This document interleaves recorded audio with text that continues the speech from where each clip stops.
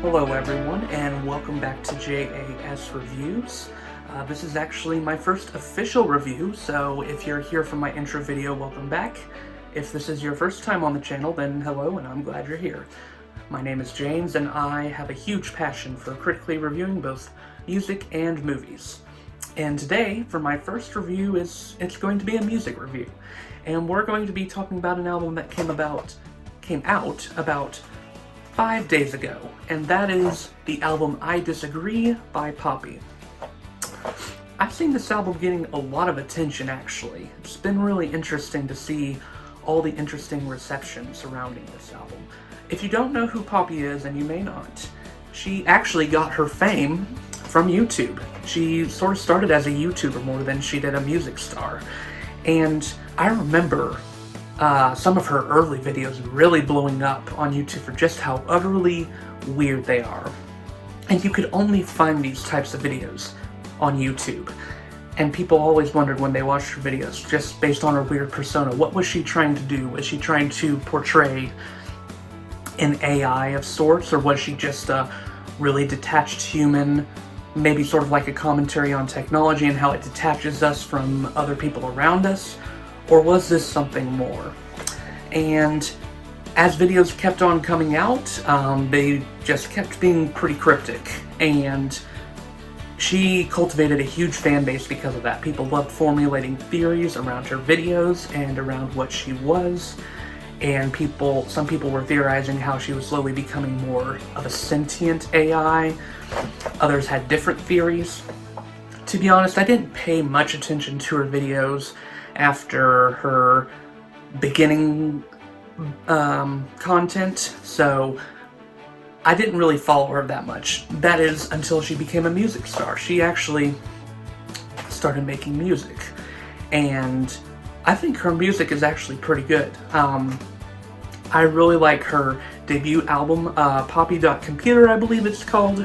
But Poppy.Computer was an interesting beginning, and it was sort of a clever satirical album, a lot more pop, as one would expect from an artist named Poppy.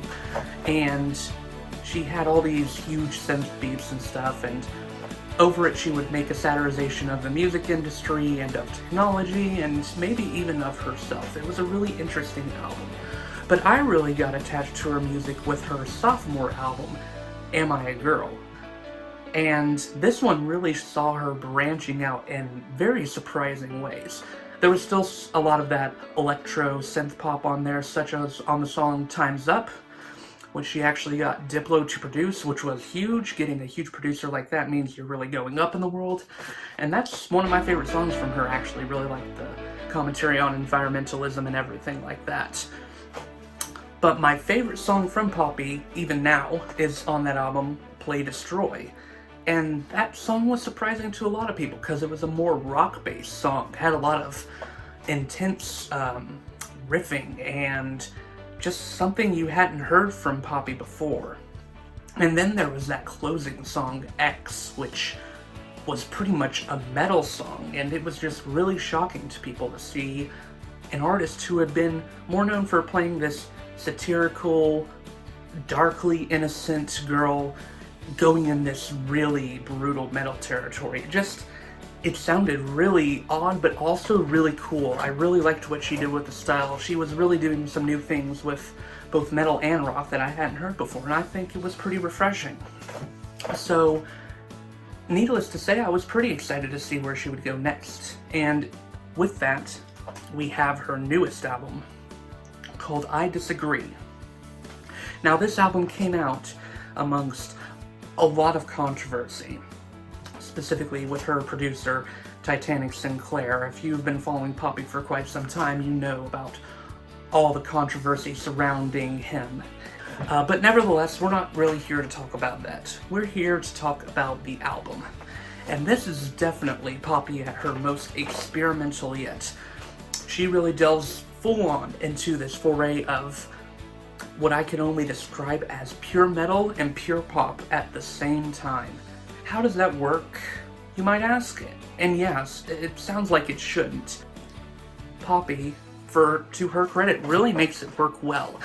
This isn't a perfect album by any means, and there are some issues with it, which I'll get into in a minute, but there are a lot of things to commend about this album.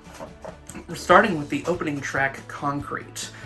Concrete is definitely one of the biggest highlights here.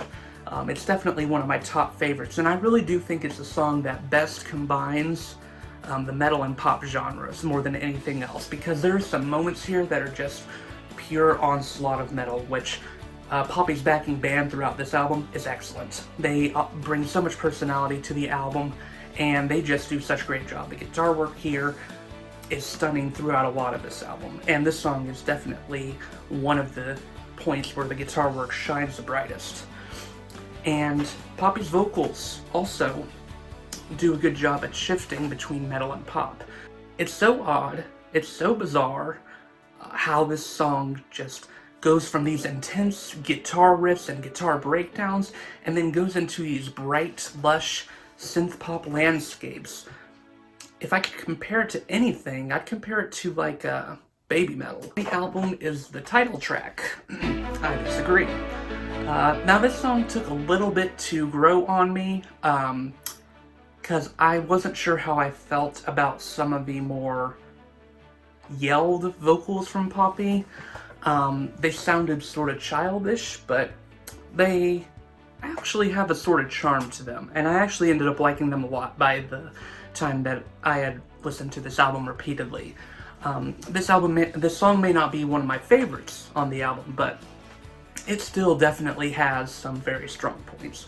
I think specifically that chorus, which has an earwormy hook, it just won't get out of your head, is basically what I'm saying. And I think the theme of the song is pretty good, like Poppy talking about how she will not agree to conforming to anything that a record label would put on her. She's not going to conform to anything any outside influences would put on her, which that could be a diss at Titanic Sinclair. It may be. I don't want to say for sure it is, but I think a lot of people have drawn that interpretation, and I think it's a valid one.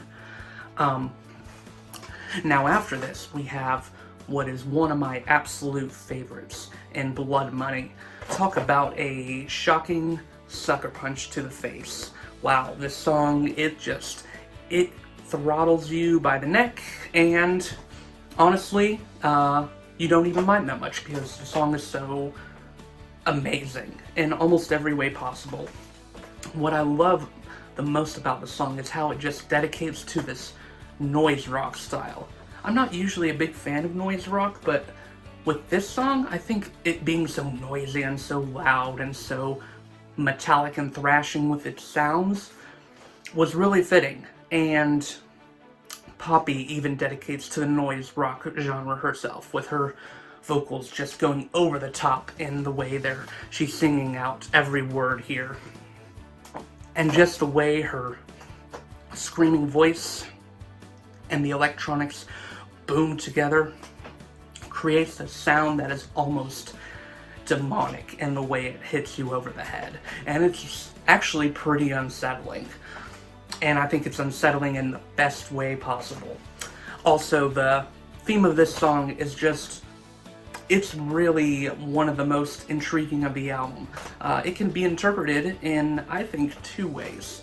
But I think that the song is actually more a jab at the music industry, specifically the higher-ups in the music industry, and how they look at themselves as gods, even though they really aren't, and they're bringing other artists down with them because of their superiority complex. And yeah, I just like how unabashedly aggressive the song is. It really goes all out. And yeah, I love it for that reason. Also, the music video is pretty much perfect for listening along with this song, so I would recommend you watch the music video while you're listening to the song.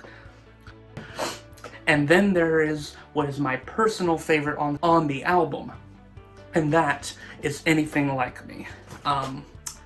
My bias to this song is pretty heavy because I like songs that shift genres throughout, and I think that's what Anything Like Me does so well. It starts off pretty much like a pop song you might hear on the radio. and it's one of the better pop songs you'd hear on the radio. With Poppy actually letting her voice have some softer cadences to it. She even lets her voice have some cracks in it, which I think is really good, especially with how vulnerable this track is. I think Poppy is really pouring her soul out on this song, and talking about how just getting to this state of heightened fame in her life made her more vulnerable to attack, and she feels like she's losing herself in the midst of all this. I think it's a pretty human moment from a character who is ironically interpreted to be an AI sometimes. That's how Poppy is often interpreted. I think this might be the first time we hear her becoming a little more human, maybe breaking out of that robotic mold that she's always been a part of. But what I really like is how the song unexpectedly shifts from this pop style into a very heavy electronic style, just really going all out on that. It actually sort of reminds me of Bury a Friend by Billie Eilish, which was one of my favorite songs of 2018, so no complaints there, obviously. And I sort of like this rap singing style that Poppy has going in this electronic section. It's something I haven't heard from her before, and the flow she has really just gets your head nodding. It's really interesting and really quite compelling, especially with some of the pretty inflammatory lyrics she's using. I really like how she's just dedicating to being more vulnerable, more raw, more human in this song. And then the song shifts straight into pure rock with the memorable lyrics, "You shouldn't be anything like me," which I think could be interpreted in a variety of ways. It sort of sends a bit of a cold chill up your spine when you listen to it. And then the song shifts into almost an orchestral arrangement that is really just sort of beautiful and sort of ethereal. Once again, unlike anything I've heard from Poppy before, I'm pretty sure she hasn't done an orchestral segment like this in any of her other songs. And then, of course, the song has to do one more shift before it ends out, and it goes back into that intense rocking riff, and it almost verges into metal at the end. So it really ends out on an intense note and on a gut punch. So the song is just really memorable in almost every way. Just truly the most interesting song on the album in terms of lyrical composition, in terms of Poppy's vocal performance, and in terms of what the backing band does with shifting through so many musical genres. Easily my favorite on the album, and has great potential to be one of my favorite songs of the year, although it is too early to tell that yet. And then completing off the first half of the album, we have Fill the Crown. I don't have as much to say about this song, but I do like that it is just sort of a more straightforward and catchy track. Now we get into the second half of the album. I'm going to go ahead and talk about the positives first. The first song that really worked for me was Sit Stay. Yet another commentary on the music industry. Apparently Poppy has been hurt a lot by the music industry, which, looking into her story with Titanic Sinclair, it's apparent that she has, so it's not surprising that this is such a big theme on her album. And this song is really pretty ruthless in her talking about how these labels try to tell artists what to do, what musical forays to go into, and that they really don't have much freedom. And she really critiques that and puts a sort of nice satirical spin on it that does remind me of what she did in her debut album. And then there's Bite Your Teeth. And this is the last really big highlight of the album. What really works about this song, it's 2 minutes and 45 seconds, and it needed to be that short because the song does have bite to it. That's what's so important. The lyrics are pretty minimalist, everything about the song is pretty minimalist. But all the minimalist lyrics help for the brutal metal assault. Just pure unabashed anger that appears in this song is a joy to listen to. And man, that breakdown that appears at the end, almost nears the territory of death metal, I'd say. Just really shocking. I wouldn't have expected that from Poppy. But then again, on this album, it isn't as much of a surprise with how much experimentation she's doing. So of course there's going to be a death metal breakdown on this album. The album ends on a decent enough note with Don't Go Outside, which has a segment that pays tribute to 3 of the other songs on the album. It pays tribute to Concrete, to Fill the Crown, and to the title track. And it sort of puts the songs all together, takes lyrical passages out of them. I like an album that can do this in a way that isn't too cheesy and really draws out the main themes of the album in an effective way. But it's hard for me to say that I dislike the song at the same time. Now, there are a couple songs that I do not care for as much. One of them is Nothing I Need. This track isn't awful necessarily. It's not even really that bad, but it is sort of forgettable to begin off the second half of the album, and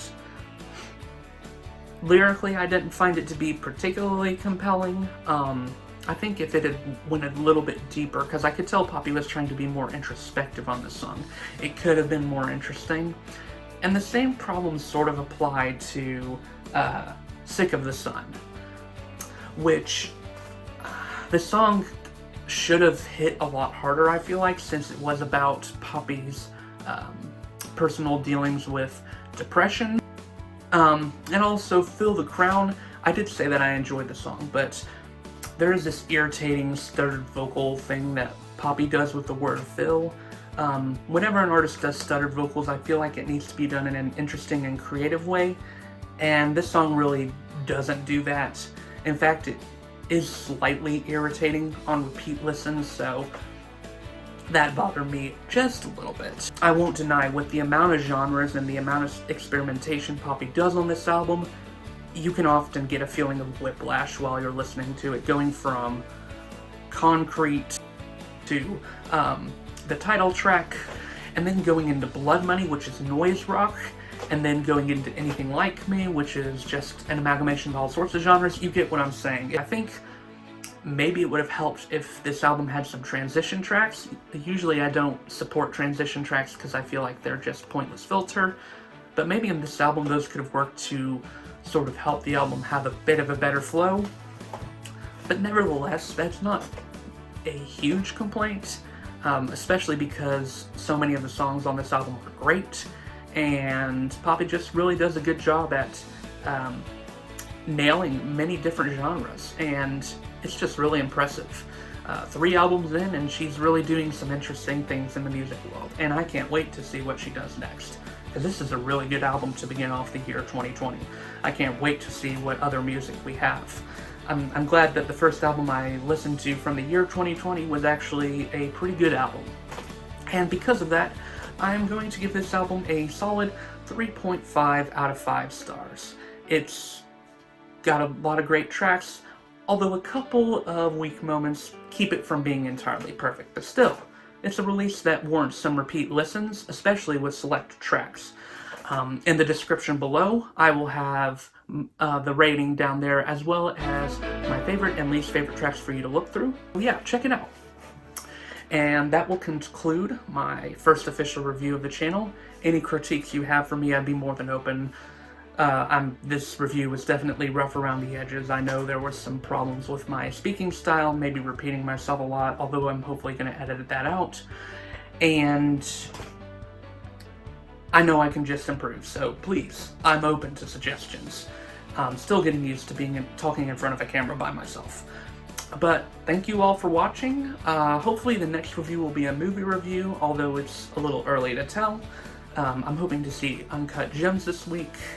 That's a movie I've been anticipating for a long time. Maybe it'll be 1917 as well, so it could be one of those two. But be on the lookout, and until then I will see you all in the next video.